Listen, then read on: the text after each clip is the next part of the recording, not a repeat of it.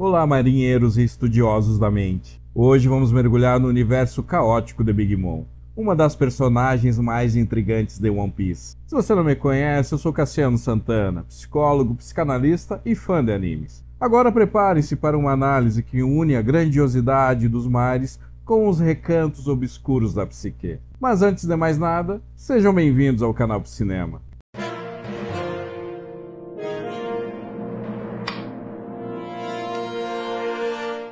Charlotte Lenin, mais conhecida como Big Mom, é uma figura que desperta fascínio e terror.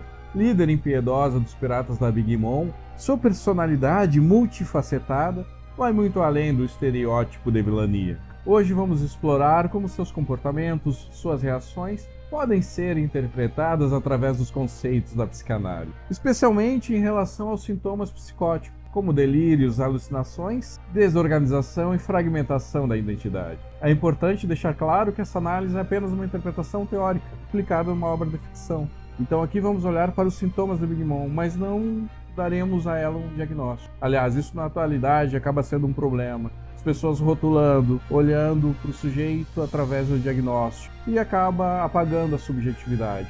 Aqui não, nós vamos destacar muito o que percebemos sobre a personalidade, sobre o que está muito profundo na mente da Big Mom. Big Mom incorpora uma dualidade intrigante. De um lado, ela é muito maternal, demonstra amor e uma certa vulnerabilidade, mas do outro, é um lado totalmente destrutivo, onde suas explosões de raiva desafiam toda a lógica. Ela agride quem estiver na sua frente. A fala não tem poder. Essa polaridade pode ser vista como um mecanismo de defesa em situações de estresse extremo. Esse mecanismo pode se aproximar de uma fragmentação da personalidade, um traço muito presente na estrutura psicótica. Importante situar que é um traço, nem todo psicótico passa por isso. Tem psicóticos que vivem em sociedade, pois fazem uma certa amarração. E tem pessoas também que não são psicóticas, mas que acabam por algum momento entrando em crise, como tendo um tipo de alucinação, mas é menos frequente. Comum é na psicose. Agora vamos lembrar daquela cena de Wally Cake Aslan. Ela teve um surto só porque queria um croquembouche. Algo tão simples desencadeou uma reação totalmente desproporcional. Essa ruptura emocional evidencia como o ego de Big Mom é frágil e fragmentado. Entra facilmente em colapso. Outro ponto fascinante é o que podemos chamar de delírios de grandeza. Big Mom, ela cria o seu próprio mundo. É como uma entidade quase divina. Ela cria realidades alternativas. Através do seu poder, ela dá vida a seres inanimados que a idolatram, mesmo quando são devorados. Esse fato é muito simbólico, até porque tudo indica que ela devorou Madre Carmel. Por isso ela adquiriu o poder que era da Madre. Eu vou citar aqui, fazendo uma breve relação ao Seminário 4 de Lacan. E na capa tem Cronos devorando os filhos. Não vou aprofundar essas questões, pois o objetivo do vídeo não é esse. Mas vale ressaltar que o título do seminário é a relação de objetos. Uma relação doentia de devoração dos pais para os filhos pode aniquilar o sujeito. A individualidade e subjetividade de uma criança pode ficar muito comprometido. Há muito simbolismo no ato de devorar. Freud, em Totem e Tabu, escreve sobre a horda primitiva, que comete um ato de parricídio, devorando então o pai que é dominador para pegar o seu poder. O ato de devorar incorpora a força e o poder desse pai. No anime, Big Mom não tinha a intenção de devorar a madre, mas sim uma fragilidade psíquica. Ela não percebeu o ocorrido e depois se esforçou para ser uma grande mãe para cada um dos seus 85 filhos. Big Mom não fazia ideia, mas a Madre Carmel negociava as crianças órfãs com a marinha. E Charlotte Lenin era a galinha dos ovos de ouro, devido à sua força bruta, e por isso a madre a protegeu tanto. Sobre a alimentação, nota-se a importância desse ato na construção da identidade da Big Mom. Para a psicanálise, o corpo é palco onde se expressam os desejos e conflitos internos. Big Mom tinha uma fome insaciável. Isso pode ser visto como uma metáfora para a busca por algo que preenche o vazio interno, um símbolo da tentativa de compensar traumas ou lacunas na própria história. Em seu aniversário de 6 anos, no meio a tanta comilança, Lilin ficou em êxtase e por isso acabou devorando a madre e seus amigos.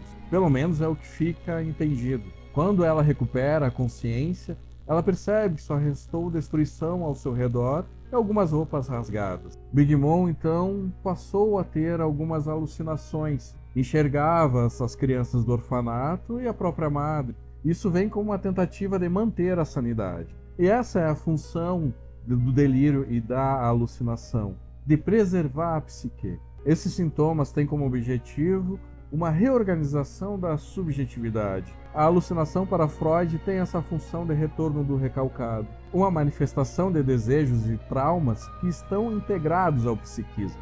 É possível perceber como o evento do aniversário foi traumático e marcou Charlotte Linlin. E isso é importante citarmos essa diferenciação do trauma do evento traumático. O evento traumático é o ato, o trauma é o resultado. Podemos enxergar dessa forma os efeitos do episódio traumático. Não é ao acaso que ela se tornou uma grande mãe e criou uma grande família. Assim como ela via o orfanato, só que agora ela no lugar da Madre Carmel. Big Mom também adorava banquetes monumentais. Podemos perceber aqui uma tentativa de reconstruir uma ordem simbólica. Agora tudo tinha que ser perfeito. Isso era uma obsessão dela. Se não fosse perfeito, ela entrava em colapso. Isso pode ser visto como uma ressignificação do episódio traumático. Só que agora sem erros. Se algo der errado, ela não suporta, entra em surto. Como vimos, isso devido à fragilidade psíquica da personagem. Ela é fragmentada e acaba por se despedaçar. Isso quando há um transbordamento da angústia. A angústia na psicose ela é muito forte. É conhecida como angústia de fragmentação, como uma angústia de aniquilação. Podemos associar a uma angústia de morte. Então a psique tenta lidar com isso, tentando preservar um pouco a sanidade, mas a própria vida.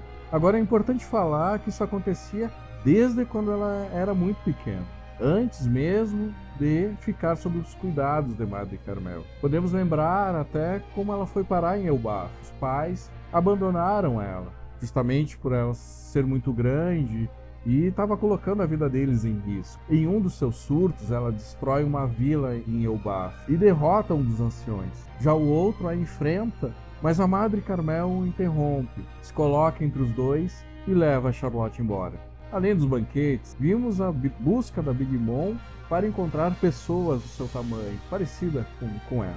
Isso linkando a atitude dos pais que abandonaram por ela ser dessa forma.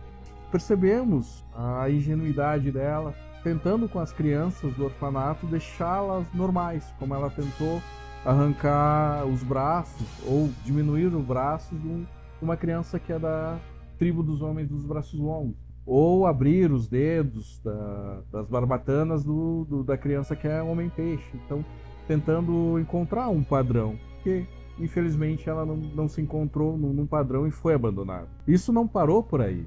Ela investiu muito dinheiro em Caesar Claw para que ele criasse as crianças gigantes. Esse investimento foi interrompido pelos Chapéus de Palha. Big Mom é, sem dúvida, uma personagem multifacetada que transcende os limites de um simples vilão. Sua personalidade, repleta de contradições, nos oferece um espelho para refletir sobre o mecanismo de defesa e as crises existenciais que podem, em situações extremas, evoluir para sintomas psicóticos. Se você nos acompanhou até aqui, não se esqueça de curtir o vídeo, se inscrever no canal e ativar as notificações para mais análises como essa. Filmes, séries e animes você acompanha aqui no canal do Cinema.